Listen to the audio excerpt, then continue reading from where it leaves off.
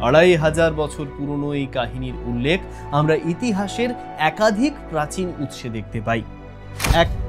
প্রথমত, শ্রীলঙ্কার প্রাচীনতম বৌদ্ধ গ্রন্থ মহাবংশ এবং দীপবংশ।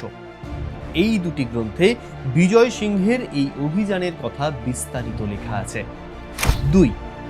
সপ্তম শতাব্দীতে ভারতে আসা বিখ্যাত চীনা পরিব্রাজক হিউয়েন সাংয়ের ভ্রমণ বৃত্তান্তে এই ঘটনার উল্লেখ পাওয়া যায়। 3. শুধু তাই নয়, মহারাষ্ট্রের বিখ্যাত অজন্তা গুহাচিত্রের 17 নম্বর গুহায় সিংহল অবদান নামক চিত্রকর্মে বিজয় সিংহের এই লঙ্কা বিজয়ের দৃশ্য নিখুঁতভাবে আঁকা আছে। 4. বৌদ্ধ জাতকের গল্প বলাহস জাতকেও এই অভিযানের একটি ভিন্ন সংস্করণের উল্লেখ রয়েছে। 5. এমনকি আমাদের বাংলার বিখ্যাত কবি মাইকেল মধুসূদন দত্ত এই বিজয় সিংহের কাহিনী নিয়ে একটি মহাকাব্য লেখার পরিকল্পনা করেছিলেন। আর দ্বিজেন্দ্রলাল রায় থেকে শুরু করে সত্যেন্দ্রনাথ দত্তের কবিতাতেও এই বীরত্বের গাথা আমরা অনেকেই পড়েছি।